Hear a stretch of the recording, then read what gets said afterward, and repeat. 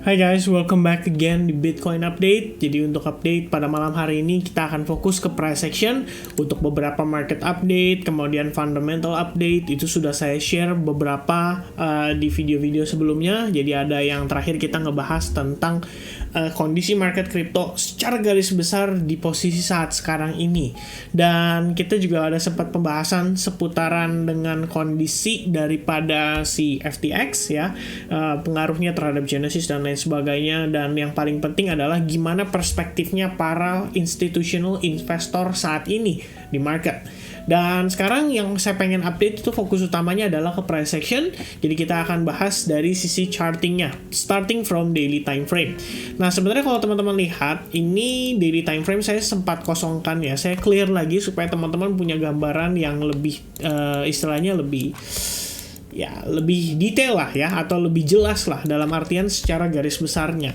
Nah sebenarnya kalau teman-teman perhatikan, mungkin saya akan start dari time frame weekly terlebih dahulu. Dan satu area yang mau saya note ke teman-teman adalah sebelumnya pada area Bitcoin itu kita pernah sempat ngebentuk semacam peak ya di kisaran dua area ini. Jadi kalau teman-teman perhatikan di kisaran tahun 2018, kisaran Januari awal, itu harga sempat naik dan ketahan, kemudian reject lagi turun ke bawah.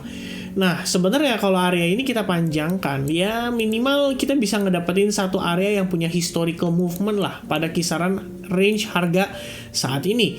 Jadi kalau misalnya Bitcoin somehow bisa bertahan di atas level tersebut, mungkin ya kita bisa ngelihat adanya reaksi dulu lah dari para buyers, dan ya mungkin ada possibility bisa bottom di sini. Ya who knows ya, walaupun kita ngelihat masih ada potential area yang lebih besar, seperti misalkan di kisaran area 12.000 di sini ya, di kisaran area di bawah untuk time frame weekly. Ini pernah dites sebanyak 1 kali, 2 kali, 3 kali, bahkan 4 kali sebelum akhirnya dia break, dan kita belum pernah retest lagi ke level tersebut semenjak break itu terjadi. Nah, akan tetapi untuk saat ini mari kita fokus ke kisaran $16.000 terlebih dahulu. Jadi di area tersebut kalau menurut pandangan saya ini punya influence lah terhadap pergerakan market saat ini. Dan kalau teman-teman lihat, ini sudah bisa dipastikan lah ya, kita bisa katakan bahwa Bitcoin itu sudah confirm create yang namanya lower low pasca kejadian FTX beberapa waktu lalu. Dan semenjak itu kita ngelihat harga Bitcoin tertekan, bahkan terakhir kita sempat ngeplot tentang sebuah potensi terbentuknya semacam bearish pennant, dan pada akhirnya kita lihat dia juga sudah break pada level tersebut. Nah, kalau misalkan teman-teman perhatikan hari ini, kita mendapatkan gain dari Bitcoin sekitar 2,5%. Mungkin salah satu faktor yang mempengaruhi adalah karena dolar yang juga terkoreksi. Nah, melihat dari kondisi seperti sekarang ini, saya pikir kalau misalkan harga Bitcoin hari ini bisa close di atas $16.200, maka ada potensi kita membentuk semacam bullish engulfing. Well, kita sama-sama tahu bahwa chart pattern saat ini atau candlestick pattern mungkin memiliki influence yang tidak terlalu powerful. Akan tetapi, istilahnya any kind of potential kita saat ini perlu yang namanya lebih aware ya. Dalam artian, what if posisi harganya memang saat ini itu ada potensi untuk kembali terkoreksi. Jadi mengingat situasi kita sebelumnya, mestinya sih sekarang sebetulnya kita bisa ngedapetin satu kali rebound terlebih dahulu. Tujuannya itu adalah untuk ngetes terhadap beberapa area level-level key-nya, seperti misalkan di Fibonacci 50%. Jadi why not gitu ya, kita ngelihat harga cenderung sideways dulu di dalam range tertentu seperti ini, misalkan before dia meneruskan penurunan kembali atau betul-betul totally reversal. Nah, mungkin untuk melihat dia reversal saat ini akan cukup sulit, kecuali ada recovery dari market dan ada situasi yang betul-betul good news banget. Entah itu dari sisi regulasi, entah itu dari sisi whales yang mulai melakukan pembelian secara aktif ya, dan lain-lain ya. Banyak faktor yang bisa menyebabkan apapun itu ya, yang bisa menjadikan itu sebagai sebuah hal yang positif, walaupun saat ini sangat minim probabilitasnya. Nah, untuk time frame daily, sebenarnya saya nggak punya terlalu banyak informasi buat teman-teman, karena kita ngelihat memang belum ada activity yang bagaimana banget ya based on time frame daily. Jadi kita nggak bisa berasumsi bahwa oh ini potensi double bottom. Why? Karena kita belum melihat harganya rebound misalkan. Kemudian ini misalkan potensi membentuk falling wedge, ya kita juga belum bisa tahu pasti karena posisi trendline mungkin yang terbentuk baru 2 kali sentuhan, karena minimum itu sebetulnya kita butuh 3 sentuhan kalau misalkan mau lebih valid. Tapi kalau misalkan ya kita ngelihat posisi saat ini, mungkin yang perlu saya take note adalah ini loh area terendah kita saat ini di kisaran tahun 2022, which means itu di kisaran harga $15.400 ya, kisaran kira-kira segituan lah. Dan kalau misalnya somehow kita ngedapetin dia terpantul, itu memang menurut saya wajar terjadi, karena kembali lagi ini tuh sudah merupakan diskon besar-besaran untuk market crypto. Jadi perlu di-remind ke teman-teman, kalau kita zoom out dari early of this year ya, di kisaran tahun 2022 awal, which is itu di kisaran harga Bitcoin udah di $45.000 ya. Kalau dari atas ini kita koreksi lebih kurang itu sebetulnya sudah sekitar 77%, di mana rata-rata bear market yang terjadi pada Bitcoin dari tahun ke tahun itu sekitaran 80%-an. Jadi anggapannya dengan posisi saat ini, apakah kita masih bisa ngedapetin penurunan tambahan?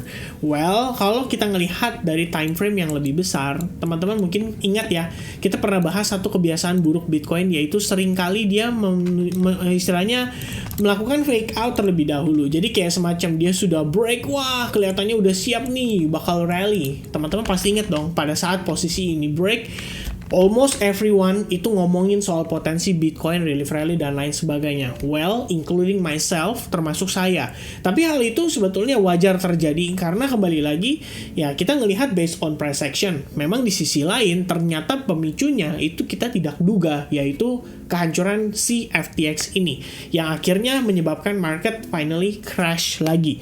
Dan ini faktor internal. Mungkin kalau nggak ada faktor itu, kita beneran ngelihat relief rally, minimal dia ngetes ke level $22.500. Alright, so melihat dari situasi saat ini, sebetulnya sentimen market sudah terbaca based on price actionnya, dan kita bisa lihat bahwa in the end Bitcoin lagi-lagi melakukan fake out before akhirnya dia dump.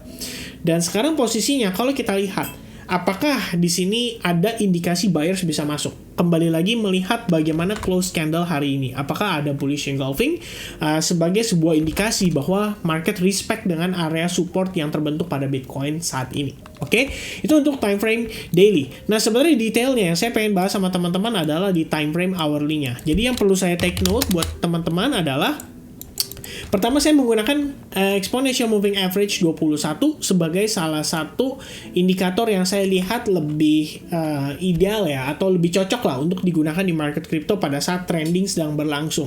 Seperti yang teman-teman lihat, every time exponential moving average 21 berusaha untuk ditembus dan finally dia gagal, yang terjadi adalah rejection pada market dan akhirnya harga turun. Nah, pertanyaan berikutnya adalah, apakah exponential moving average 21 kali ini itu masih berfungsi sebagai resistance, atau this time kita memang melihat dia pullback, tapi Indian ini malah menjadi opportunity awal dari potential adanya relief rally atau istilahnya koreksi lah dari penurunan yang terjadi beberapa waktu lalu. Oke, jadi itu bisa di take note untuk kita saat ini. Nah, selain itu saya juga melihat di sini terbentuk sebuah trendline, manakala trendline ini saat ini berfungsi sebagai, ya kita bisa katakan sebagai resistance line ya. Sebelumnya trendline ini terbentuk dari pennant yang kita sempat bahas. Jadi kalau misalnya teman-teman extend trendline-nya, itu saat ini masih berfungsi harusnya sebagai resistance. Seandainya rejection kembali terjadi pada trendline tersebut, maka expect harga Bitcoin untuk sekali lagi mengalami penurunan. Karena di area yang sedikit di atasnya itu terdapat yang namanya exponential moving average 55. Tetap ya, itu adalah resistance yang menurut saya cukup powerful untuk saat ini. Nah, teman-teman, kita akan coba untuk zoom in ke time frame yang 1 jam. Jadi kalau kita ngelihat saat ini, saya pun pribadi berpikir bahwa ada opportunity untuk Bitcoin bisa rebound dulu. Cuman permasalahannya adalah kita harus tahu bahwa saat ini kalau misalnya Bitcoin naik, ingat teman-teman, ini nge-trigger banyak retail traders untuk memanfaatkan situasi ini, beranggapan bahwa oh inilah saatnya untuk mereka long, inilah saatnya untuk mereka buy, karena mereka ngelihat ada reversal. Kalau misalkan yang technical only, pasti consideringnya adalah oh ini lower high, ini lower low, lower high, lower low, lower high, and then wah no lower low, wah ini double bottom, and then break ke atas. Oke, pullback saya akan entry long atau saya akan buy.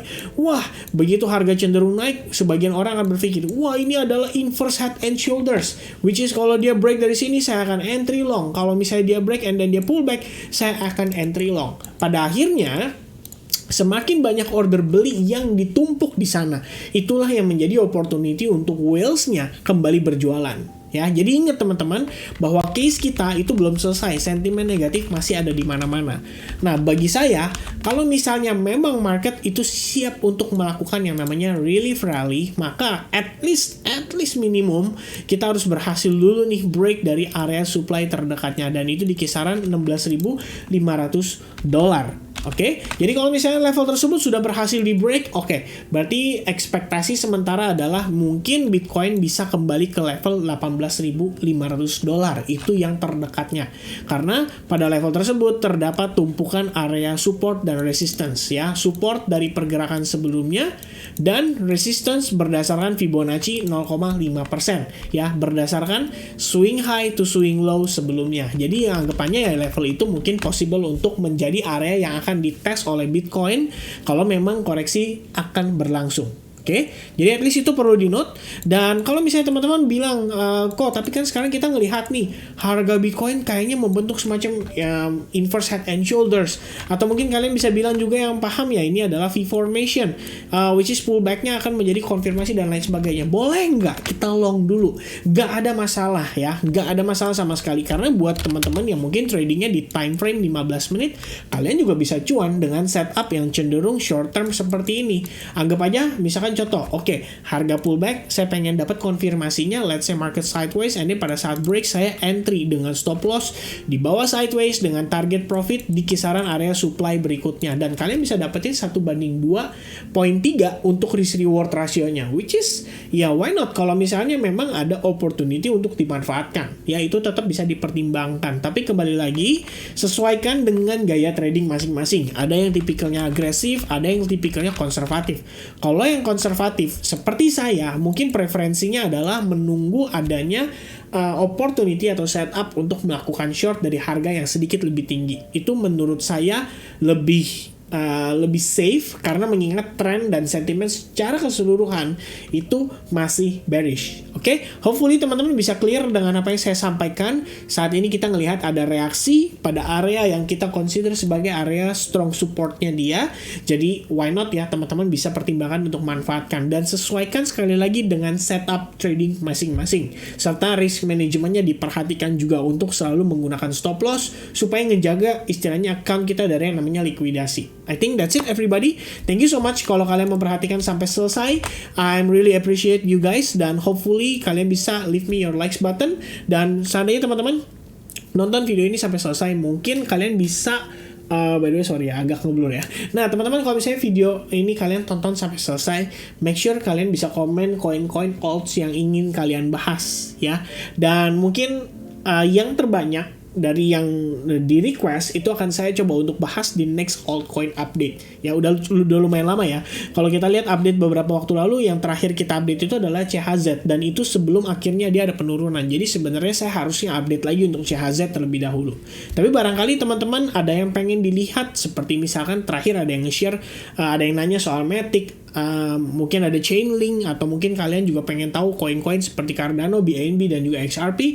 Why not? Please type di kolom komen, dan nanti akan saya pilih ya salah satunya untuk saya pin komennya, dan itu yang akan kita bahas pada video berikutnya. Alright, I think that's it everybody. God bless everyone. Sampai ketemu lagi di update berikutnya. Cheers guys, bye bye.